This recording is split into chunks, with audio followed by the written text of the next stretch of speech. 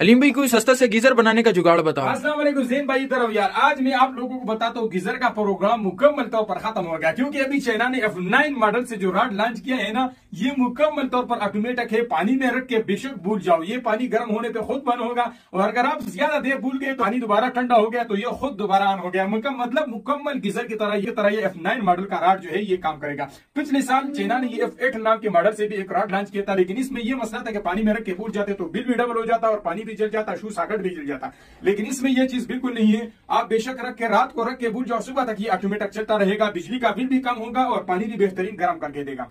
तो अब आप एक नॉर्मल पार्टी से भी गीजर बना सकते हैं, क्योंकि आम बंदा जो है गीजर नहीं खरीद सकता। 20-25 हजार रुपए का गीजर कौन खरीदेगा? तो ये अगर आप एक रॉड खरीद लो, इसको आप पानी में रख लो, बेशक आप इसको ड्रम में रख लो, पानी गर्म हो गया तो ये ऑटोमेटिक बंद हो गया। और मजे की बात यह है कि ये करंट भी नहीं देगा। तो चलिए इसको रियल टेस्ट करके आप लोगों को दिखाता हूँ कि आया ये वाकई काम करता है या नहीं। और अगर आप लोग इसे खरीदना चाहते हैं तो नीचे कमेंट में लिंक दे दूंगा, आप उसे खरीद सकते हैं। 3 से 5 दिन में आपको घर बैठे मिल जाएगा। सबसे पहले इसको टेस्ट करते हैं, ठीक है? इधर ले आओ, जरा जूम करो। ये मैंने ऑलरेडी 2 इसमें से खोले हुए हैं, तो ये आपको इसकी क्वालिटी दिखा देता हूँ, ठीक है?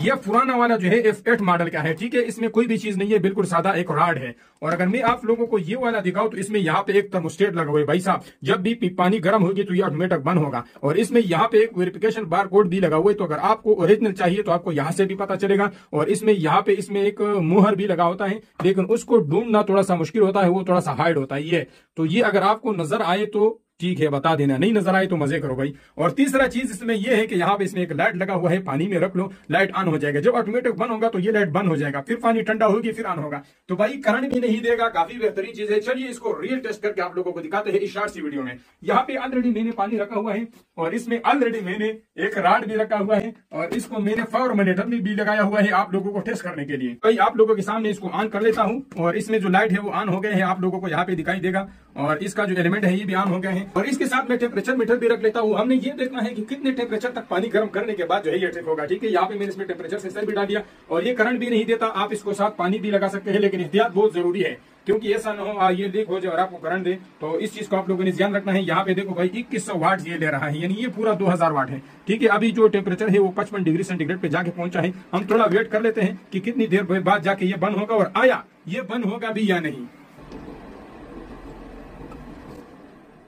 भाई साहब बंद हो गया दोबारा ऑटोमेटिक। तो भाई साहब ये पूरा 85 डिग्री सेंटीग्रेड पे जाके बंद हो जाता है। तो इसका मतलब है कि हमारा ये जो रॉड है ये मुकम्मल तौर पर कामयाब है। अब जब ये पानी दोबारा ठंडा हो जाएगा तो ये ऑटोमेटिक दोबारा ऑन होगा। अभी मैं आप लोगों के सामने ये थोड़ा सा निकाल के और इसके ऊपर ठंडा पानी डाल के आप लोगों को दिखाता हूँ कि आया ये वाकई दोबारा ऑन होता है या नहीं। भाई साहब ऑन हो गया है, देखो यार ऑटोमेटिक। हाँ